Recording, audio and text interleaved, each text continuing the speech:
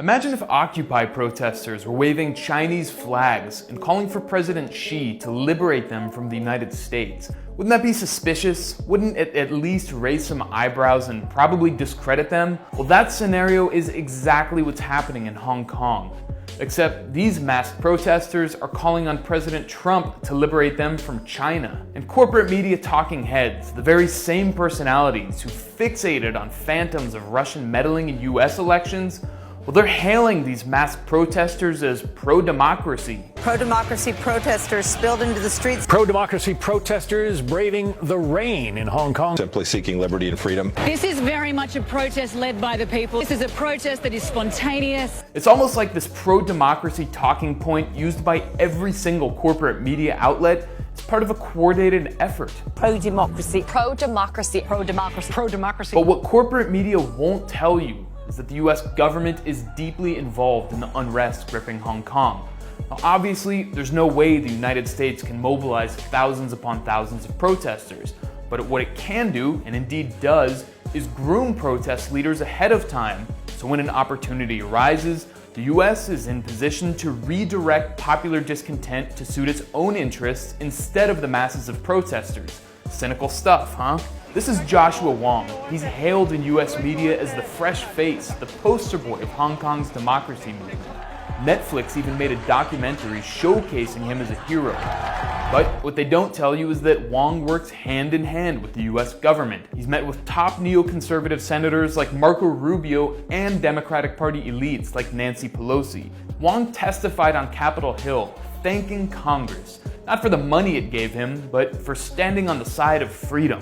I hope historians will celebrate the United States Congress for having stood on the side of Hong Kongers, the side of human rights and democracy. God bless Hong Kong. Thank you. Wong was even caught on camera meeting with a political counselor from the US Embassy in Hong Kong. He received money from the National Endowment for Democracy, or NED, what was created during the Reagan administration. In the words of co-founder Alan Weinstein, a lot of what we do today was done covertly 25 years ago by the CIA. And that's just scratching the surface of Wong and his fellow schemers' ties to the US government. This is Jimmy Lai. He's worth hundreds of millions of dollars, and he's often called the Rupert Murdoch of Hong Kong. Lai is a central figure in the protest movement. He uses his tabloid media empire called Apple Daily, the biggest in Hong Kong, to promote the protest. The content is outright racist and xenophobic against mainland Chinese. Ironic considering Lai grew up on the mainland and came to Hong Kong as a kid to make his fortune. This full-page ad called pregnant women from mainland China locusts who are invading Hong Kong to steal resources. It's Hong Kong's version of the American right-wing trope about pregnant women pouring across the border to deliver so-called anchor babies in the US. Anchor babies marching down the street because they want their parents to stay in our country. And like Joshua Wong, Jimmy Lai is tight with Washington. This summer, he came to the US to meet with Mike Pence, Mike Pompeo, and John Bolton, the most hawkish members of the Trump administration. This information isn't talked about in US media, but it shouldn't be a surprise. It's not like the protesters are trying to hide their affinity for the United States. In September, thousands of demonstrators waving American flags marched to the US consulate to make their demands heard. Not to the Hong Kong government, not to Beijing, but to Washington. Those demands happen to be the same ones that Marco Rubio is pushing for. Still not convinced the West is playing a major role in Hong Kong's protest? Watch this BBC report from 2014 on the Oslo Freedom Forum. In the basement of this 4-star hotel, human rights activists come to what feels a bit like a school for revolution. According to this report, plans for the 2014 Hong Kong protests, which today's are essentially a continuation of, were plotted long before they started. This may not evoke the spirit of the barricades, but the teaching here is to be successful, to topple a government for good, you have to be organized and to plan meticulously. And activists here have been involved in helping to organize the current protests in Hong Kong. Their plan to put thousands of people on the streets of the territory was in fact hatched nearly 2 years ago. And look who makes an appearance in the video. I'm Joshua Wong, the convener of Scholars. Who else is there? Pussy Riot, the young women who have been embraced by US media for, among other things, screaming profanities in a church to stick it to Putin. And then there's none other than Srđan Popović, the Serbian founder of the regime change mercenary group Canvas. Canvas has taken money from the US government and reportedly from the CIA to train untold thousands upon thousands of young people to topple governments around the world that the United States deems adversarial. One of the better known Canvas trainees is Venezuelan coup frontman Juan Guaido. In other years, figures like Riyad Saleh, face of the White Helmets, appeared to form. White Helmets are the propaganda arm of Al-Qaeda in Syria and are funded by the US State Department. The Oslo Freedom Forum is a who's who of regime change operatives, a clown car of charlatans, hucksters, and outright frauds.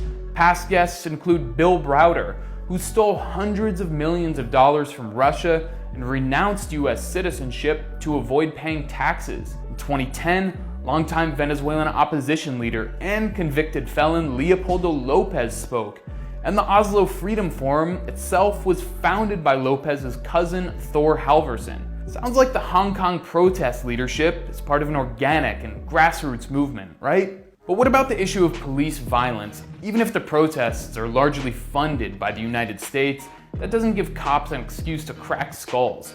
Well, judging by the huge amounts of video, the violence in Hong Kong has been initiated and mostly carried out by protesters. When they occupied the airport, they took a journalist captive and took turns beating him unconscious for hours.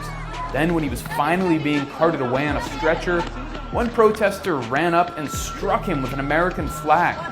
Or how about this video of protesters clashing with outnumbered police? How would cops react here in the United States? I think it's a safe bet that American police would have zero tolerance and would have shot and killed the protesters. The one time Hong Kong police did open fire, well, that was shown endlessly in Western media. What they didn't show is that the rioters were assaulting police and citizens just before that. I'm not arguing as justification for the shooting, but it begs the question why corporate media is only showing the reaction and not the action. Seems like propaganda to me. In fact, police overreaction is actually what the protesters are hoping for. One of them spelled it out in the New York Times, calling it marginal violence theory. It calls for use of the most aggressive, non-violent action possible to push the police and to thoughtfully escalate non-violence.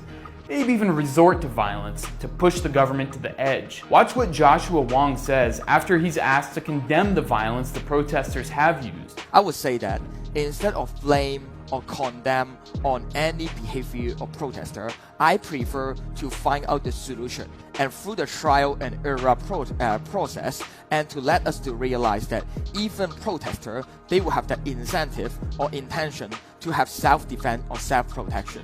But how to use force and also keep and maintain public support is matter for us. As we've seen, the protesters have gone far beyond mild force. Hong Kong's police have been relatively restrained.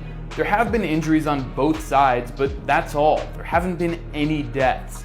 Compare that to, say, the Gaza Strip, where Israeli snipers have shot thousands upon thousands of unarmed protesters and killed 213 Palestinians, including children and medical personnel. So let's call what's happening in Hong Kong what it is. It's not a pro-democracy movement. It's a US government trained and funded violent separatist movement run by operatives that exploit the plight of Hong Kong's youth to enrich oligarchs and destabilize China. All in all, either the Hong Kong protest leaders are part of an international group of billionaire-funded regime change operatives led by the United States government as part of a Cold War agenda, or Donald Trump is actually a great liberator of Hong Kong.